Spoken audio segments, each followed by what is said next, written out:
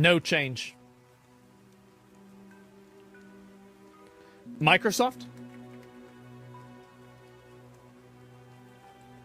No change. Xbox? No change. Disney? No change. Target? No change. What? Even Target? Are you sure about that? I mean, we might want to check that out again here. And, well, lo and behold, if you walk into a Target in the month of June, right where they would normally have their Pride displays for the month of June, you're going to see a display just like this, celebrating America. What a novel idea. Not some cultural Marxist identity subcategory. No, celebrating America in all of its glory. That is what you're going to see at Target and all kinds of retail outlets this month of June. Wokeness is officially dead. Woke has finally gone broke, and we are here to celebrate its demise together. Greetings, everyone. It is live stream Monday night. Great to have you all here with us, as we always do on Monday nights. We're going to move our lively discussion of all things culture and politics over to our exclusive censorship-free virtual platform. There is so much to talk about. I mean, we've got the latest on the escalation in the Russia-Ukraine conflict. Basically, Lindsey Graham is basically trying to get us into World War III. It's insane. Trump appears to be clearly getting circumvented there. We'll need to talk about that. We need to talk about the firebomber in Colorado. Turns out he's an illegal alien. We got Democrats actually calling for more gun control. We actually got the Supreme Court refusing to take up bans on AR-15s. We've got the amazing presidential race in Poland yesterday with the Nationalist Populist won. I have my report from my Bitcoin 2025 Las Vegas conference. It was absolutely amazing. J.D. Vance was there, Trump Jr., Eric Trump. I mean, 30,000 people.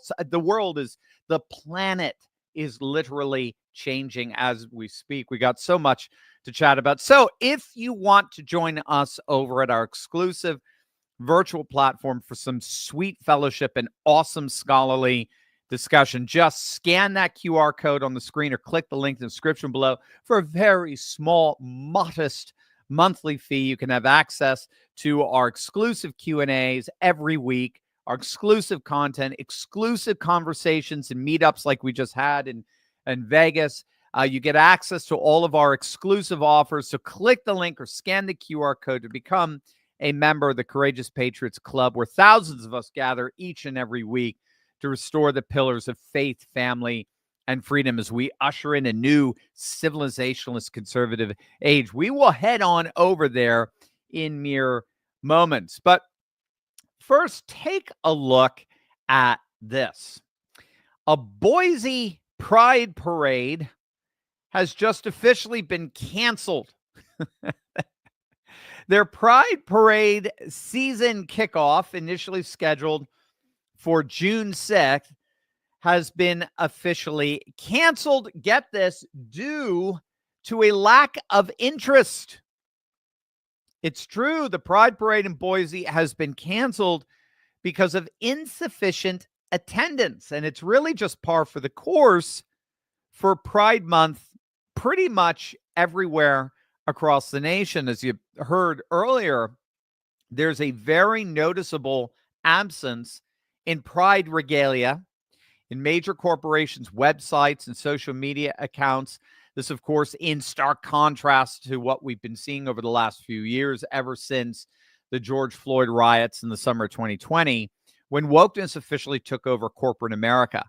And they all tried to outdo each other in terms of showing just how ultra woke each one of them could be. No more. Those days are over. The Daily Caller is reporting that one study found that 40% of companies reported scaling back significantly on their funding for all pride events and organizations this year. The same study found that none of the companies that they surveyed planned on increasing their budgets to support pride events. So even professional sports, which got really bound up in the whole George Floyd thing, even professional sports are showing a significant reversal on promoting pride. NASCAR and about a dozen NFL teams are all ditching the month altogether. Woke is for sure still being pushed by the progressive faithful. So tax-supported Sesame Street, for example, is pushing pride hard this month. But also in turn, they're getting enormous blowback and pushback for it, as are all of those who are continuing to embrace what the vast majority, we're talking 80% of the nation, finds frankly absurd and ridiculous and wants nothing to do with whatsoever, especially in our sports. And to their credit, Politico, that outlet, which of course was filling their coffers with tens of millions of USAID dollars up to just a couple of months ago, to their credit, they've admitted that Trump and the MAGA movement have won the culture wars. We won. And again, this is Politico admitting this. Wokeness launched a mass offensive back in 2020, starting with the ascent of BLM during the George Floyd riots. They launched a massive offensive. They took over literally every single cultural institution in the nation, from our government, our legacy media, to our academia, to our corporate boardrooms. And after 4 years of nonstop bombardment, the Trump and MAGA counter-revolution have won hands down. We rose up over these last 4 years, and we amassed what Politico is calling the common sense revolt. This is a common sense revolt, the common sense consensus. And as it turns out, we make up about 80% of the country. This is beyond supermajority. I mean, this is super duper majority. This is mega majority. And it's very interesting because Politico notes that in light of the culture wars of old, the culture wars of the 80s, the 90s, the George Bush era, that was led by the Christian right in its war against abortion, gay marriage, and it really just got mixed results in terms of those culture war battles. In stark contrast to those culture wars, Trump's triumph over the culture was frankly something absolutely unprecedented. And for this Politico article, the key to that triumph can be summarized in a single phrase that we're all familiar with: go woke, go broke.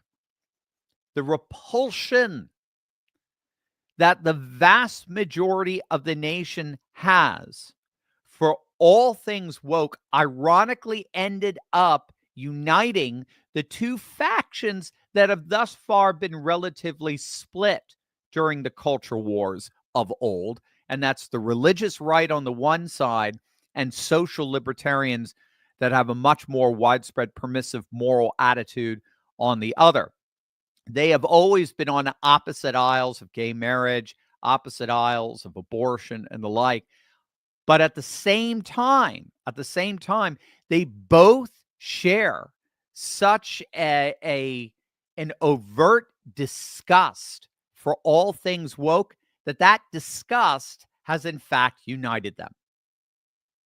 Whoever would have imagined that standing up for women's rights and the integrity of women's sports would be considered far right in today's politics? That you needed Hitler incarnate to rise up and defend the basic principle of fairness in women's sports. But that's how insane the Democrats have gotten. And so this Politico article sees wokeness really as the key to Trump's victory over the culture wars. And again, they don't really explain it this way, but we've talked about this numerous times on this channel. There have been studies behind this. So if you want to be on the cutting edge of societal evolution, as Rush used to say, make sure to smack that bell and subscribe button. But the key to understanding how we ended up amassing this 80% majority is because wokeness splits the left and unites the right. Wokeness, by its nature, always ends up splitting the left, all the while uniting the political right. So while the whole of the right rejects wokeness and the vast majority of independents reject wokeness, at the same time, you take any woke issue. I mean, it doesn't matter which one, frankly. Trans athletes in sports, pride displays during June, CRT in the classroom, whatever, it doesn't matter. You take any woke issue out there, and you will find that 50% of the left is all for it. They support it 100%. But at the same time, a good 50% of the left opposes it. A good 50% of the left wants nothing to do. A good 50% of the left is just as reviled by that wokeness as we are. So this is the Anna Kasparian left, right, of the Young Turks. This is the Bill Maher left. This is the Piers Morgan left. At one time, this was the Elon Musk left and the Joe Rogan left. Remember, Rogan was a Bernie supporter, right? Rogan was a Bernie bro back in the day. They all oppose, and they have been frankly aghast at what the other 50% of, at one time, their side of the political aisle was advocating. But not just advocating. This is key to our success here. It's not just what 50% of the left was advocating with wokeness, but openly declaring that dissent from such advocacy would not be tolerated. Dissent was heresy. Dissent was blasphemy. And all heretics are, by definition, excommunicated. So this is the dynamic that's been operative over the last 4 or 5 years. The more woke these businesses got, the less customers they appealed to, by virtue of the fact that in the end, they only appealed about 25% of the population, because wokeness splits the left, but completely unites the right and increasingly incorporates the disaffected left into the right by virtue of the excommunicatory tactics of the woke left. And these businesses found that out real quick. They found out that this wokeness was not a viable business model. The more woke, the more broke. And so you didn't have to be a genius to figure out that wokeness had no future, as we have been arguing for 4 years on this channel. Wokeness had no future. It simply was not politically or economically viable, which means that we might finally have a June that we can all enjoy together. Over to you guys. Over to you.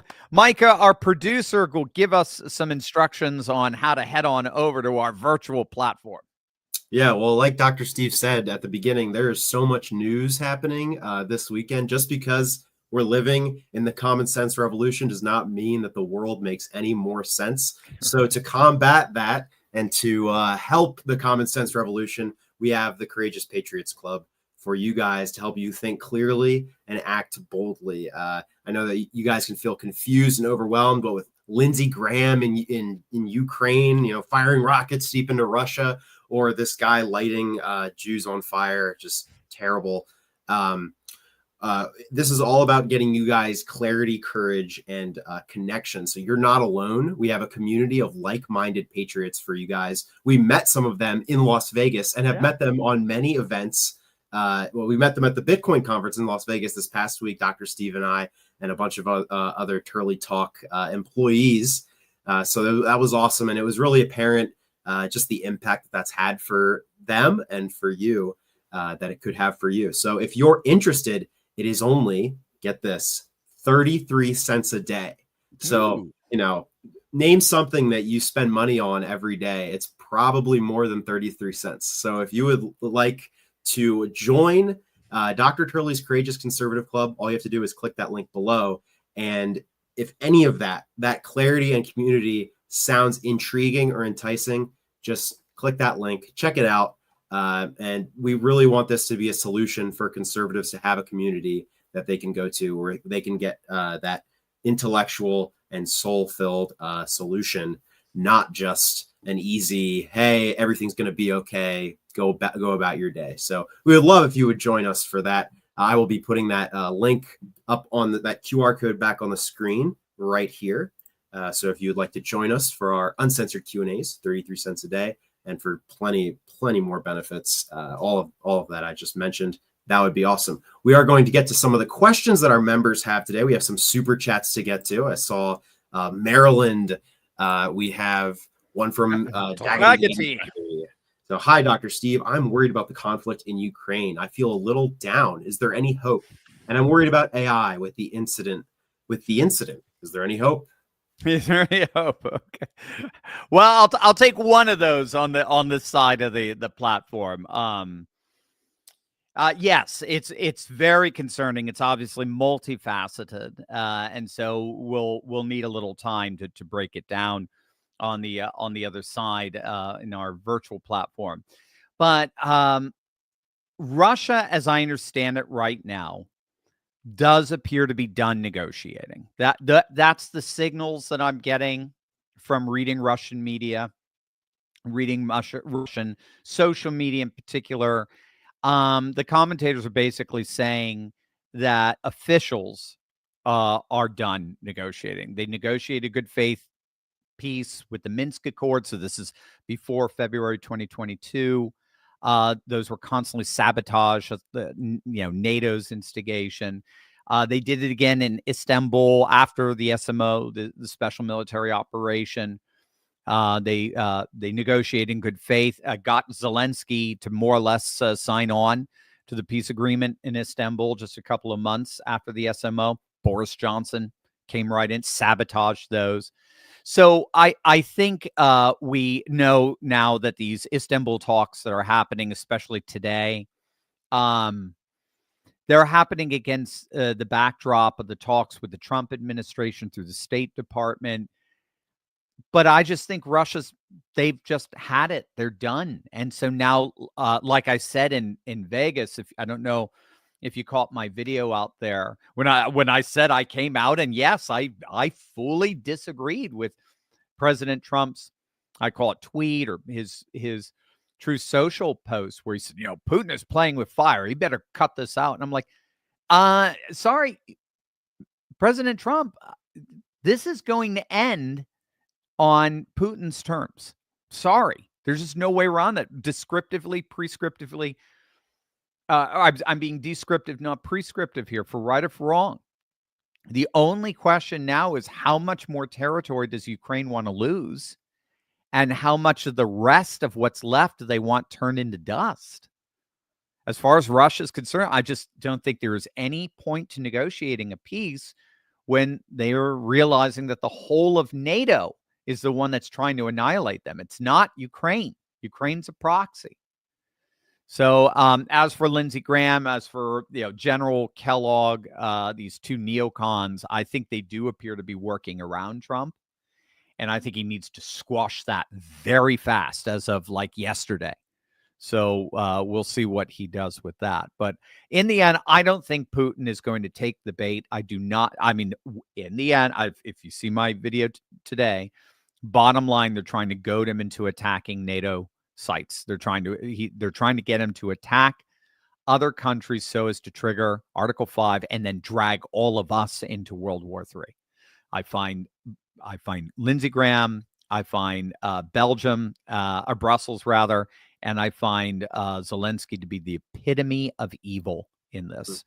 So I don't think Putin's going to take the bait. I think he's just going to take more Ukraine. I think he's going to go all the way into Odessa. And I think he's going to leave the rest rubble in the end. Great question, Marilyn Daggett. Thank you for the $5. Crimson Ghost 75 with another $5. Thank you so much for that. Hey, Doctor, I love your show. How do you feel about the latest Atlas poll? Dems up over 9 points. Can you say Ann Seltzer Part 2? It's an absurd poll. It's a total outlier. There's not another reputable poll that even goes anywhere near that direction. So our good friend Mark Mitchell, Rasmussen, they take running averages daily. They're one of the most accurate pollsters of 2024. And I know Atlas Intel was as well, not as accurate as Rich Barris of the People's Pundit, but both Rich and Mark are just laughing at them. It's an absurd poll. Absolutely absurd. Like you said, Dems up over 9 points. For what? Why? Where's that coming from? I would get it if Trump was falling apart. I would get it if we weren't seeing the massive economic growth that the Atlanta indicators has forecasted. So I mean, I get it if there was something major there, but public opinion doesn't change that fast. That's something that public pollsters the honest ones have found. They do change, but they change gradually. They change over time.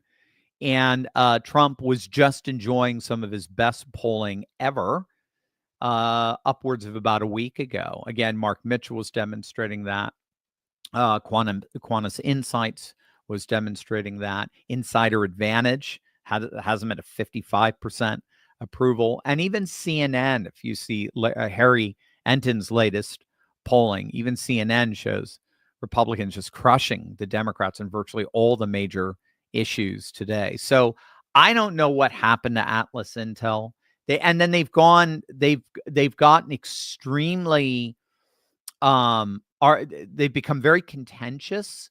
And so I noticed their social media posts are attacking Mark Mitchell like directly and personally. But in the end, I think they were paid. I don't know it. I can't prove it. But just like with Ann Seltzer of the Des Moines Register, something's going on there that's just very fishy. Yeah, I love anytime you bring that up, the Ann Seltzer poll, I just think of Rachel Maddow, like the most accurate pollster has staked their claim and has stood tall against the Republican mind control machine. We're just like, all right, Trump wins by 25. Yeah, exactly. She's only off by 14. Yeah. Right. Exactly. Yeah, it's amazing. Oh, it's great. All right. Well, we have a call in to get to. Okay. If you would like to, you can leave your call to Dr. Steve and we will answer it. You'll be able to hear your voice on the show, which is just an awesome new section that we put into the live shows on Tuesdays and Thursdays. And I know this question is in the way, so I will get that out of the way. There you go.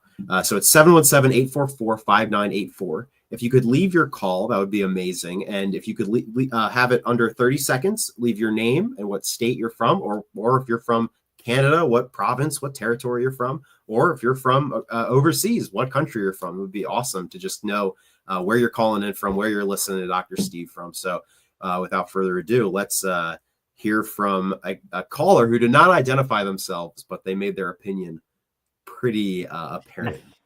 When are we going to vote out these neocons like Lindsey Graham and even hold them accountable? I think Lindsey Graham is probably a criminal and is probably stirring the pot behind the president's back.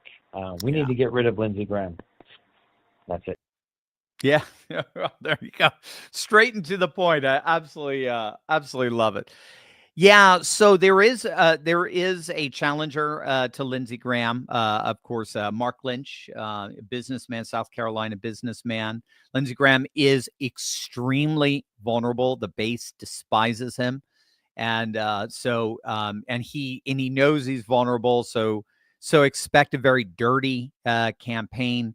But he will get a challenger as John Cornyn of Texas, is Ken Paxton is challenging him. It looks like he's gone. He's out. John Cornyn is going to be another. It's going to be another Liz Cheney. It's time to make. I agree with you 1,000%. Lindsey Graham, Liz Cheney as well. The problem you have is that Congress does not have term limits, and because they don't have term limits, they're never lame ducks. And if they're never lame ducks, they always have political leverage. And so President Trump needs the rhinos in the Senate to vote for the bills that he wants to sign on his desk. So he needs them. So he's already endorsed Lindsey Graham, which is absurd. I don't think it's gonna help Lindsey Graham. But in the end, I think Mark Lynch can, if it is Mark Lynch, I think he can take him out. But that's why these neocons have this staying power. Like we're seeing with Tom Tillis in North Carolina, I don't see a viable challenger for him. But they have this staying power because the president is basically forced to have to endorse them and to back them so as to get their backing in the legislature. So it's a catch-22. If they don't endorse them, then they're not going to vote for the legislation that someone like Trump would want. If they do endorse them, they end up ticking off the base because they keep putting back these vile, horrid globalist rhinos. So I'm with you. It's rough, and it's just, when all said and done, it is going to take activist grassroots efforts at the state level to get rid of them. And we can do it. I did talk to somebody in Vegas who is, I'm not going to say who's a major mover and shaker in winning states, in a couple of the swing states. And he's already said they've got a plan definitely to get rid of, you know who I'm talking about, Yes. Mike, because Micah was there. He's already got, they've already got a plan to get rid of John Cornyn. John Cornyn is toast. And it looks like they're going to try to do the same with Lindsey Graham because they despise him as well. So we've got some secret weapons out there that are actively working on your behalf.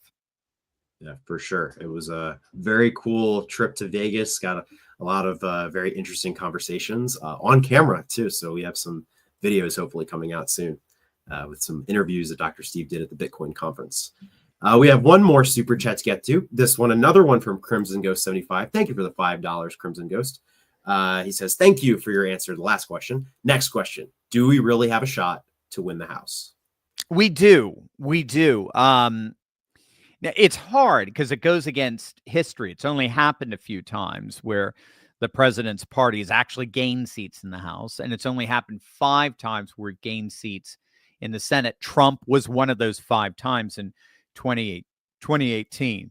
The good news with all the disarray of the Republicans, the good news is Democrats right now have never been at a lower level of trust, confidence, and support than they are right now.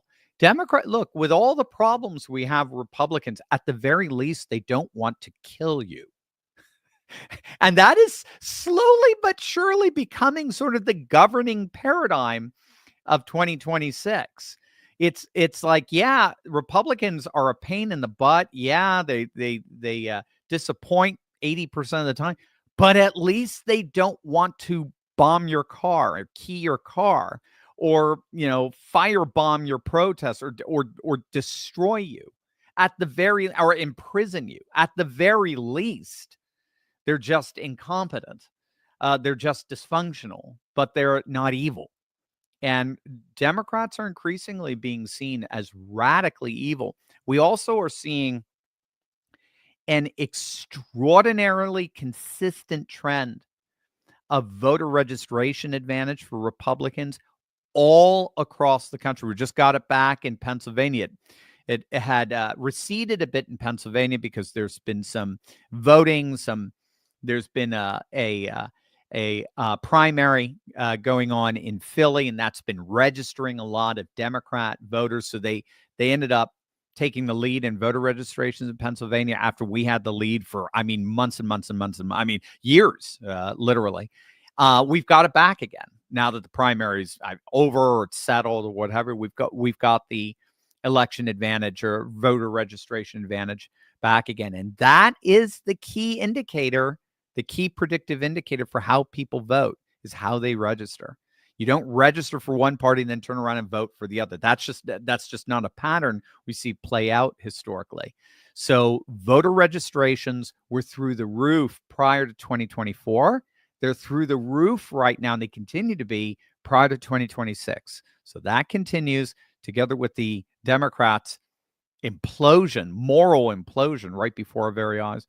We should be in good shape. But again, I will let you know. I'll give you all this. We'll have all the stats the closer we get to 2026. So if you haven't subscribed, make sure to smack that bell and subscribe button, and you will have the breaking news of where we are each and every day as we lead up to the midterms. And as you were answering that question, we got one last super chat before we transition over to our uncensored Q&A, which you can join for only 33 cents a day. Mr. M, $2. Do you think 47 should do fireside chats like FDR? Oh, what a great idea. Sure. I don't think it'll hurt. I notice he feeds off of the energy of a live audience. He seems to love live audiences. And that's why how many press conferences does he do a day? Biden, we were lucky if we got one a month, one a quarter. He's constantly in front of the press. The press is constantly in the Oval Office because I think he thrives off that. He cut his teeth on, New York financial media, which is real cutthroat. And so he just seems to thrive off of this. So if you could have something akin to that, maybe something like what we're doing here, where you can have a fireside chat, but with a live audience, maybe kind of like a town hall sort of thing, that'd be really cool. I think he would thrive on that. Yeah, I think when I read this question, I immediately thought of, I think Trump's fireside chat is something like this. So it might not be what FDR had in mind, but the fireplace right there. Brilliant. Yeah. Brilliant, man. You just banked your salary on that one. That was Let's great. Go. That's awesome. Yeah. So, I would love to see Trump do anything similar to what he did with Zelensky again. Yeah. Or Ramaphosa of South Africa. Repeat. Yeah. Just every Friday. Let's invite another world. Let's invite. The president. They all come in shaking and worried. Yeah, the principal's office. Yeah. Let's bring Keir Starmer in again. Please don't hurt me. England is closed. Like, okay, right, yeah. What else? What else? What else? It's great. Yeah. All right. Well, we are going to transition over to our uncensored Q&A again. We have so many members telling us just how much they appreciate this club and the community it brings. So we would love if you would join for only 33 cents a day. That is much cheaper than super chats, I would say. These even that $2 super chat from Mr. M, we really appreciate it. But YouTube does take a massive portion of those super chats. And so if you would like to support what Dr. Steve does and also get clarity and encouragement every single day as an insider member of the Courageous Patriots Club, please join by clicking on that link in the description on Rumble and on YouTube, or by scanning the QR code on the screen. And without further ado, we are going to be live for another hour answering all of our members' questions. So we are going to transition over there in 30 seconds. We will see you over there.